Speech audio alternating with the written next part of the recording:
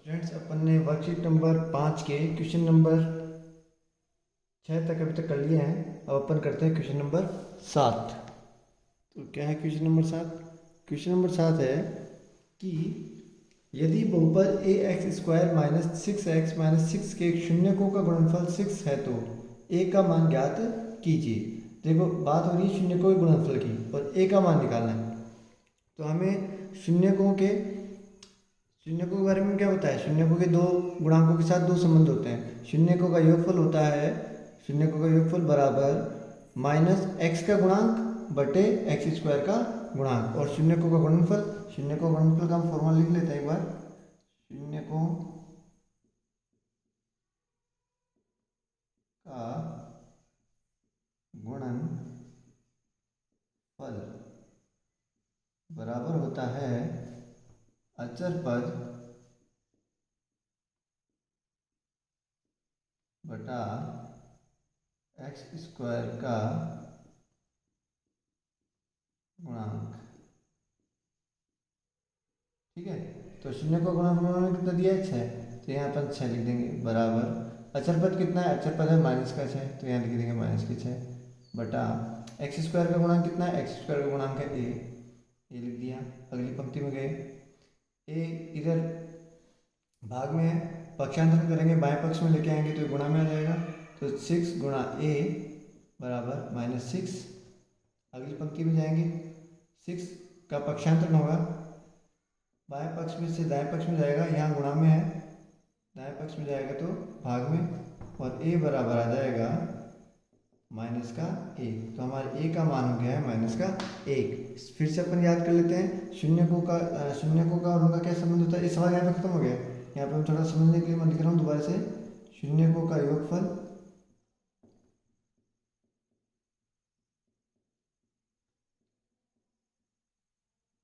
बराबर minus x का गुणांक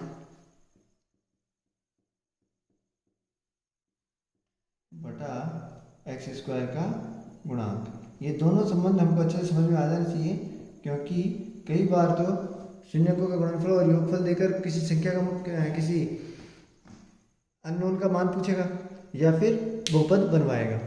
अगला प्रश्न देखते हैं हम। तो इस प्रश्न में वह कह रहा है कि यदि द्विघात बहुपद एफ एक्स बराबर x square minus 5x plus के शून्यक अल्फा व बीटा इस प्रकार हों कि अल्फा माइनस बीटा बराबर 1, तो के का मान ज्ञात कीजिए। देखिए, शून्यकों का उसने कह दिया, हमें पता है द्विघात समीकरण है तो शून्य कितने होंगे? 2। जब शून्यक 2 हैं तो उन दोनों शून्यकों का इसने नाम दे दिया। एक शून्य का नाम दिया अल्फा और एक शून्य का नाम दिया बीटा। शून्यकों का उनके गुणांकों के साथ क्या संबंध होता है? शून्यकों का संबंध होता है, हम जानते हैं। अगर शून्यकों का योगफल लिया है तो अल्फा प्लस बीटा बराबर, शून्यकों का योगफल बराबर, अभी जस्ट पिछले सवाल में अपन ने किया था, शून्यकों का योगफल बराबर माइनस एक्स का गुणांक, एक्स का गुणांक यहाँ पे माइनस के 5 है, बटा एक्स स्क्वायर का गुणांक, एक्स स्क्वायर का गुणांक क्या है? 1। अल्फा प्लस बीटा बराबर आ गया प्लस का 5। हमारे पास क्या है? उसने दिया है हमको अल्फा माइनस बीटा बराबर 1, समीकरण नंबर 1 हो गया हमारे पास। और हमारे पास हमने जो सॉल्व किया है शून्यकों के गुणनफल के संबंध से, वह है अल्फा प्लस बीटा बराबर 5। अब हम क्या करेंगे? दोनों समीकरणों को हल करके अल्फा और बीटा का मान ज्ञात करेंगे। क्या है ये? दो चर वाला रैखिक समीकरण है, जिसे हल करने की 3 विधियां हैं: प्रतिस्थापन विधि, विलोपन विधि और ब्रजगुणन विधि। हम यहाँ पे विलोपन विधि काम में ले रहे हैं। विलोपन विधि में क्या करते हैं? जो संख्या एक जैसी हो, उसके गुणांक एक जैसे हों और चिन्ह अलग अलग हों, तो हम इस दोनों को जोड़ देंगे। तो हम लिखेंगे समीकरण 1 व 2 को जोड़ने पर, समीकरण 1 व 2 को जोड़ने पर, लीजिए जोड़ देते हैं, क्या आएगा? अल्फा में अल्फा जोड़ा तो 2 अल्फा, माइनस बीटा में प्लस बीटा जोड़ा तो 0, तो इसको लिखने की जरूरत नहीं है। 1 में 5 जोड़ा तो 6, तो अल्फा की वैल्यू क्या आ गई? अल्फा बराबर 2 का पक्षांतरण होगा, गुणा में इधर आया तो भाग में, अल्फा इज इक्वल टू 3। मेरे पास अल्फा का मान आ गया है, अब मुझे बीटा का मान निकालना है। बीटा का मान कैसे निकालेंगे? अल्फा के मान को किसी एक समीकरण में रख देंगे, या तो 1 में रख दो या समीकरण 2 में रख दो। मैं समीकरण 1 में रख रहा हूँ, तो समीकरण एक में अल्फा का मान रखने पर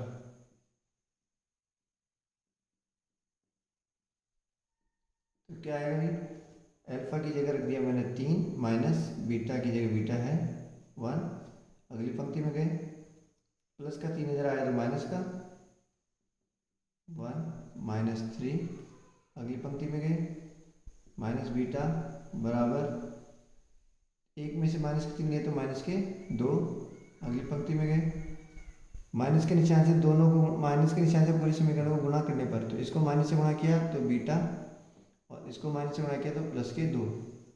ठीक है, तो अल्फा का मान तो आ गया 3 और बीटा का मान आ गया 2, लेकिन मुझे किसका मान निकालना है, मुझे तो के का मान निकालना है। के कहाँ पर है, के है अचर पद की जगह पर।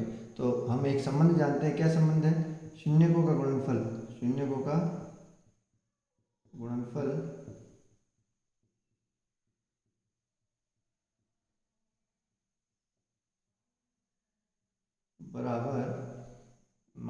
बराबर अचर पद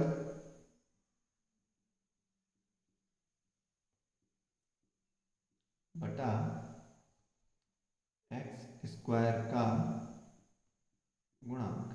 ठीक है जी, तो आप वैल्यू पुट कर दीजिए, वैल्यू रख दीजिए। शून्य का गुणनफल क्या है, शून्य कौन कौन है, एक शून्य तो है मेरा अल्फा और एक शून्य का मेरा बीटा, मतलब अल्फा की वैल्यू तो 3 है और बीटा की वैल्यू 2 है, बराबर अचर पद, अचर पद की वैल्यू कितनी है जी, के एक्स स्क्वायर का गुणांक कितना है जी, एक्स स्क्वायर का गुणांक है 1। ठीक है, तो अब 3 को 2 से गुणा किया तो 6 बराबर के।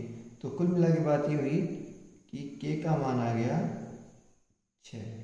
ठीक है, आप चाहे तो उत्तर की जांच भी कर सकते हैं। कैसे जांच कर सकते हैं, ये सवाल यहाँ पे खत्म हो गया है। कैसे जांच कर सकते हैं, x square minus 5x plus 6, के की जगह 6 लिख दिया, यहाँ पे के की जगह 6 लिख दिया। इसका क्या करें, इसके गुणनखंड निकाल लेते हैं। इसके गुणनखंड बनेंगे x माइनस 2 और एक बनेगा x माइनस 3, और एक बार इसको 0 के बराबर पुट करेंगे, एक बार इसको 0 के बराबर पुट करेंगे। पहले वाले को x माइनस 2 को 0 के बराबर पुट किया तो x बराबर 2, और इस वाले को 0 के बराबर पुट किया तो x बराबर 3। तो 0 2 और 3 आ रहे हैं, और हमने निकाले थे 0 वो भी कितने आए थे, 2 और 3। तो हमारा सवाल सही है, इसका मतलब के का मान 6 ही है। सवाल को जितना अपन घुमा फिरा के खुद के दिमाग में करते हैं ना, उतना ही सवाल ज़्यादा स्टेबल रहता है, उतनी हमारे को हर मेथड उतना ज़्यादा समझ में आता है। तो सवाल को जितना ज़्यादा हो सके हम और चीज़ों से कनेक्ट करेंगे तो सवाल स्थायी रहेगा। अब हमारा अगला सवाल है प्रश्न संख्या 9, यदि x माइनस 2 बहुपद एफ एक्स बराबर एक्स की घात 4 माइनस एक्स की घात 3 माइनस 4x स्क्वायर प्लस के एक्स प्लस 10 का एक गुणनखंड है, का गुणनखंड एक हो तो, थोड़ा सा क्या लैंग्वेज गलत है, मिसप्रिंट है, का एक गुणनखंड हो तो एक पहले आएगा। ठीक है, किताब में थोड़ी सी गड़बड़ है, ये इसको हम सुधार लेते हैं। एक गुणनखंड हो तो के का मान ज्ञात कीजिए। के का मान ज्ञात करना है, पहले मैं एक बार बहुपद लिख लेता हूँ, क्या है, एफ एक्स बराबर एक्स की घात 4 माइनस एक्स की घात 3 माइनस 4x स्क्वायर प्लस के एक्स प्लस 10। ठीक है, अब वो कह रहा है x माइनस 2 इसका एक गुणनखंड है, x माइनस 2 इसका एक गुणनखंड है। अगर x माइनस 2 इसका एक गुणनखंड है तो इसका मतलब दो बातें हैं, तरीके दो हैं। पहला तरीका तो यह है कि आप x माइनस 2 का इस पूरे में भाग दे दीजिए। हम जानते हैं कि अगर किसी गुणनखंड का भाग किसी बहुपद में देते हैं तो शेषफल क्या आता है, शून्य। तो यहाँ पे शेषफल शून्य नहीं आएगा, शेषफल में कोई संख्या आएगी जिसमें k मौजूद रहेगा, उस मान को हम 0 के बराबर पुट कर देंगे और k का मान निकाल लेंगे। लेकिन इसमें समय भी ज़्यादा लगेगा और कठिन भी है। दूसरी विधि जो आसान विधि है और जो किताब में भी दी हुई है, आसान तरीका क्या है कि x माइनस 2 अगर एक गुणनखंड है तो हम इसका शून्य सीधा निकाल सकते हैं। क्या निकाल सकते हैं, x बराबर 2। हमने इसको x माइनस 2 को एक बार 0 के बराबर पुट किया, x की वैल्यू निकाली 2, तो x का एक मान है 2, जिसको इसमें रखने पर ये पूरा का पूरा क्या हो जाएगा, 0 हो जाएगा। तो हम रख देते हैं, x की जगह 2 रख देते हैं, 2 की घात हो गई 4 माइनस 2 की घात हो गई 3 माइनस 4 के 4 एक्स की जगह है 2, 2 की घात हो गई 2 प्लस के गुणा 2 प्लस 10 बराबर वैल्यू क्या आएगी इसकी 0, क्योंकि 2 रखते ही ये गुणनखंड है तो 2 रखते ही पूरा 0 हो जाएगा। ये इसी वर्कशीट नंबर 5 का ही सवाल नंबर 1 भी इसी तरीके से किया हुआ है और इसी वर्कशीट का सवाल नंबर 5 भी इसी तरीके से किया हुआ है, जिसमें हम क्या करते हैं कि जो मान दिया हुआ है, जो शून्य दिया हुआ है, उसको रखते ही पूरी वैल्यू बहुपद की शून्य हो जाती है।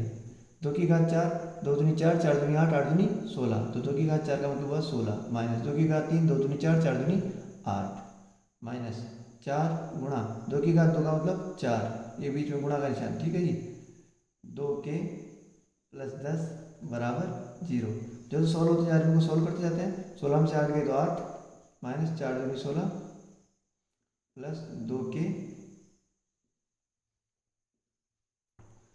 प्लस 10 बराबर 0। 8 में 16 गए तो माइनस के 8 प्लस के 10 को इसके पास में लिख देते हैं। माइनस 8 में प्लस के 10 जोड़े तो प्लस के 2, 2 की वैल्यू ऐसे कैसे 2 का पक्षांतर करेंगे क्योंकि हमें के का मान ज्ञात करना है। 2 के बराबर 2 प्लस का उधर गया तो माइनस का, 2 को उधर भेज दिया, के बराबर -2/2 और 2 में 2 का भाग दिया तो माइनस का 1, तो इसका मतलब के की वैल्यू आ गई माइनस का 1, ठीक है। अब समझने वाली बात क्या है कि सवाल ये पूरा ऐसे कैसे उतार सकते हैं अपन, लेकिन चूंकि अपन कक्षा 10 में है तो हम इसमें से कुछ स्टेप्स कम कर सकते हैं। कौन सी स्टेप्स कम कर सकते हैं, ये जैसे ये 3 स्टेप्स कम हो सकती है यहाँ पे। कैसे, यहाँ पे आप इसको डायरेक्ट सॉल्व कर सकते हो। 16 में से 8 गए 8, या ऐसे 16 में 16 गए तो 0, ये माइनस के 16 बनेंगे ना, 4 4 चौक 16, 16 में 16 गए तो 0, माइनस के 8 प्लस के 8 जोड़े तो प्लस के 2, ठीक है। तो ये 2 स्टेप्स आप डायरेक्ट कम कर सकते हो। तो सीधी सी बात यह है कि पूरा खुल के इसलिए बताया कि आपको एक एक स्टेप समझ में आ जाए और क्लियर हो जाए, ठीक है। अब अगला सवाल देखते हैं। अगला सवाल है प्रश्न नंबर 10। तो क्या पूछ रहा है इस प्रश्न में पूछ रहा है बहुपद x² + 7x + 10 के शून्यकों का योग ज्ञात कीजिए। देखो भाई, एक बार थोड़ी सी देर के लिए अपन रिपीट कर लेते हैं, रिवीजन कर लेते हैं। रिवीजन मैं बार बार कर रहा हूँ क्योंकि ये दोनों के दोनों महत्वपूर्ण हैं। शून्यकों का योगफल बराबर होता है -x का गुणांक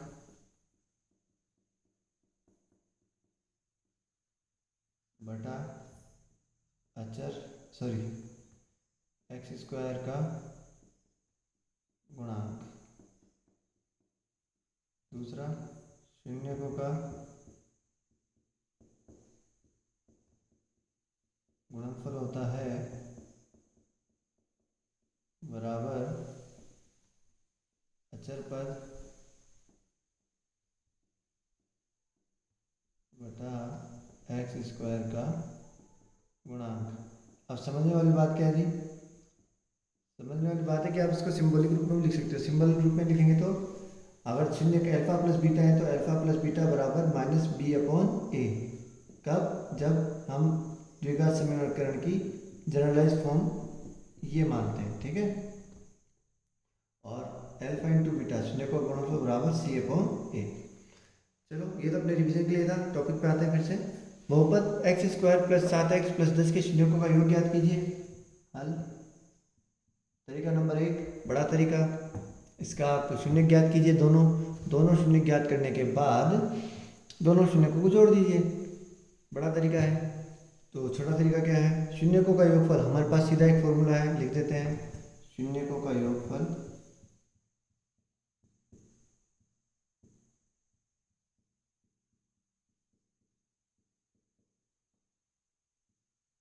बराबर -x का गुणांक, माइनस का निशान लगाया। x का गुणांक कितना है जी, x का गुणांक है यहाँ पे 7 बटा x² का गुणांक, x² का गुणांक है यहाँ पे 1, तो 1, तो योगफल आ गया -7। शून्यकों का योगफल कितना आ गया, -7। समझने वाली बात यह है कि गणित में बस यही बात है, तरीके बहुत सारे हैं।